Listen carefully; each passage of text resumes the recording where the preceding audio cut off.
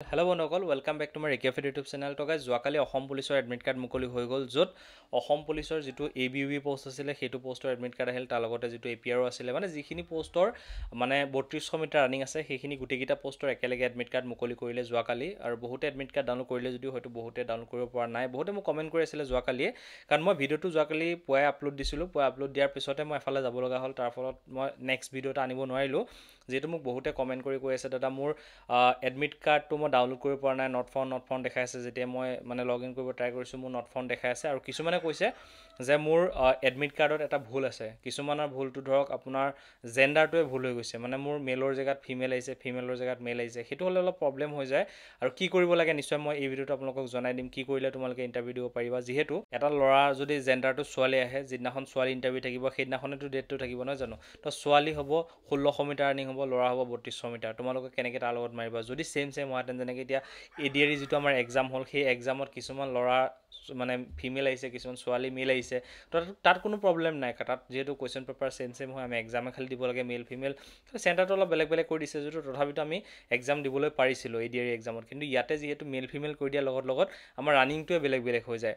যদি ছোৱালী হয় তেওঁলোকৰ 1600 মিটাৰ ৰানিং হৈ যাব, ল'ৰা হ'লে 3200 হৈ যাব। তো খেলিমেলি হৈ যায়। তো তাৰ ফলত আমি এতিয়া কি কৰিব লাগিব সেইখিনি মই কৈ আছোঁ। তাৰ লগতে মানে যদি তোমাৰ কিবা ভুল হৈছে সেইটো কি কৰিব লাগিব সেইটো কৈ আছোঁ। তাৰ লগতে যদি তোমাৰ এডমিট কাৰ্ডটো ডাউনলোড হোৱা নাই তেতিয়া কি কৰিব লাগিব সেইখিনিও কৈ আছোঁ। ভিডিঅ'টো ভালদৰে চাবা। তাৰ আগতে যদি আমাৰ চেনেলত প্ৰথমবাৰ ভিডিঅ' চাইছা তেনেহ'লে ভিডিঅ'টো লাইক কৰি চেনেলটো ছাবস্ক্ৰাইব এই কাৰণে কৰিবা, কাৰণ অসম পুলিচৰ ৰিলেটিভ বহুকেইটা ভিডিঅ' আমি আপলোড কৰিবলৈ আছে। তোমালোকে চেনেলটো ছাবস্ক্ৰাইব কৰি বেল আইকনটো প্ৰেছ কৰি ৰাখিবা, তেতিয়াহে মই কিবা ভিডিঅ' দিলে তাৰ ন'টিফিকেশ্যনবোৰ পাবা। আৰু যি কি নহওক, এতিয়া আমাৰ প্ৰব্লেমটো কথা পাতোঁ।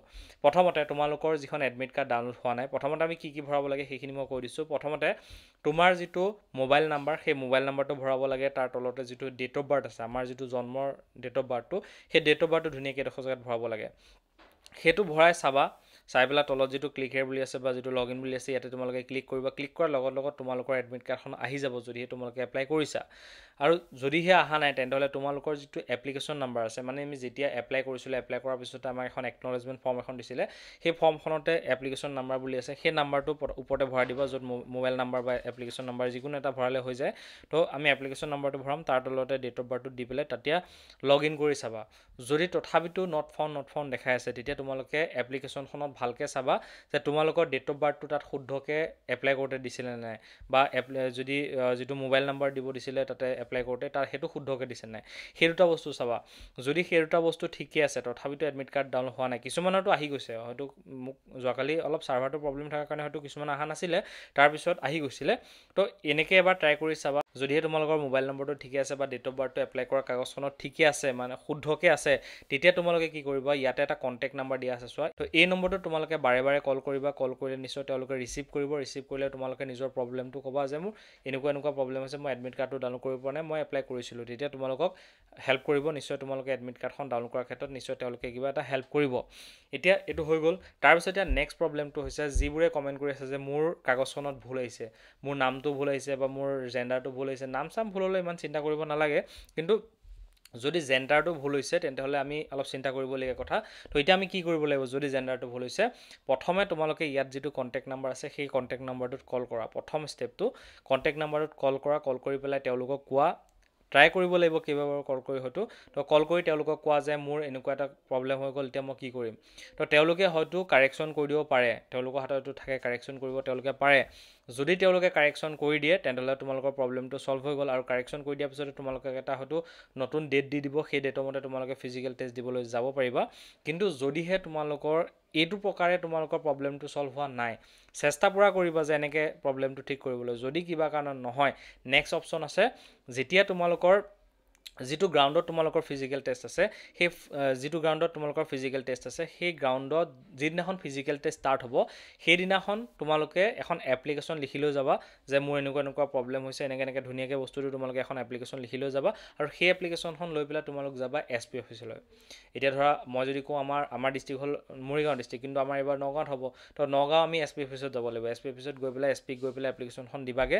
দিয়াৰ পিছত SP হয়তো ছিগনেচাৰ কৰিব। কৰাৰ পিছত তোমালোকক ইণ্টাৰভিউ গ্ৰাউণ্ড ৰাউণ্ডলৈ পঠাই দিব মানে যিহেতু প্ৰথম দিনাখন ইণ্টাৰভিউ ষ্টাৰ্ট হ'ব হয় তাত তো তালৈ তোমালোকক পঠাই দিব তাত তোমালোকক কাৰেকশ্যন কৰি পেলাই এটা নতুন ডেট হয়তো লাষ্টত দি দিব তোমাৰ ইণ্টাৰভিউটো হয়তো এটা নতুন ডেট তেওঁলোকে দি দিব ঠিক আছে এনেকৈ তোমালোকৰ প্ৰব্লেমটো ছল্ভ হৈ যাব চিন্তা কৰিব নালাগে যদিহে তোমালোকে এপ্লাই কৰিছা হয়তো কিবা এটা ভুল হৈ যাব পাৰে কেতিয়াবা মেলৰ জেগাত ফিমেল বা কেতিয়াবা মোবাইল নম্বৰ বা কেতিয়াবা কিবা প্ৰব্লেম হৈ যাব পাৰে আৰু বাকী যদি কিবা বেলেগ প্ৰব্লেম থাকে ধৰি জেণ্ডাৰ প্ৰব্লেম হ'লে তোমালোকে এনেকৈ ঠিক কৰিবা তেতিয়া ঠিক হৈ যাব যদি তোমাৰ নামৰ স্পেলিং মিষ্টেক বা কিবা মিষ্টেক হয় সেইবিলাকত ইমান টেনশ্যন ল'ব নালাগে তোমালোকে ডেট মতে তাত যেতিয়া যাবা যোৱাৰ পিছত তোমালোকৰ গোটেই আমি ডকুমেণ্ট ভেৰিফিকেশ্যন কৰিবলগীয়া হয় নহয় সেই তেতিয়া তাত শুদ্ধকৈ দি দিবা তোমালোকৰ প্ৰব্লেম ছল্ভ হৈ যাব তো মই আশা কৰোঁ তোমালোকৰ যিখিনি কনফিউজন আছে বা যিখিনি জানিবলগীয়া কথা সেই গোটেইখিনি বুজি পাই গ'লা প্ৰথম কথাটো হ'ল যদি ডাউনলোড কৰিব পৰা নাই তেনেহ'লে অলপ ট্ৰাই কৰি চোৱা ভালকৈ যদি নোৱাৰা কণ্টেক্ট নাম্বাৰটোত কল কৰা নিশ্চয় তেওঁলোকে হেল্প কৰিব যদি কিবা কাৰণত সেনেকৈও তোমালোকৰ প্ৰব্লেমটো ছল্ভ নহয় বা এডমিট কাৰ্ডখন নাহে তেনেহ'লে তোমালোকেও সেইটো মানে যিটো ইণ্টাৰভিউ গ্ৰাউণ্ড আছে সেই গ্ৰাউণ্ডত প্ৰথম দিনাখন ইণ্টাৰভিউ দিনাখনে তোমালোকে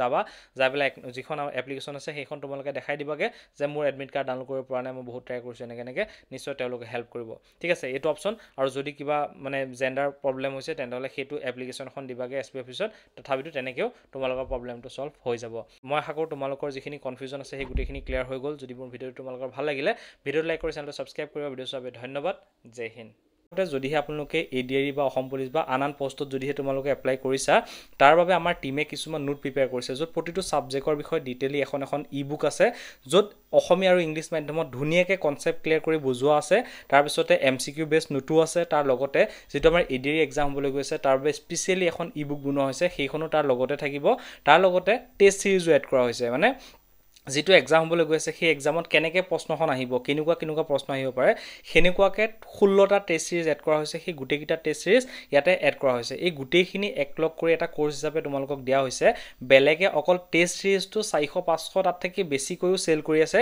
কিন্তু আমি এই গোটেইখিনি মানে ছাবজেক্ট ৱাইজ নোট প্ৰত্যেকটো ছাবজেক্টৰ এখন ই-বুক ADRE বুক তাৰ লগতে টেষ্ট চিৰিজ সেই গোটেইখিনি মিলাই 499ত কেৱল আপোনালোকক দি আছোঁ তো যদি বাই কৰিব বিচাৰে ভিডিঅ'টোৰ ডেছক্ৰিপশ্যনত মই লিংকটো দি দিছোঁ তাত ক্লিক কৰি তোমালোকে এই বুকখন বাই কৰিব পাৰিবা তো এইখন এখন ই-বুক হয় PDF ফৰ্মেটত তোমালোকে পাবা কিন্তু এইখন ফিজিকেল বুক নহয় মই তোমালোকক আগতে কৰিছোঁ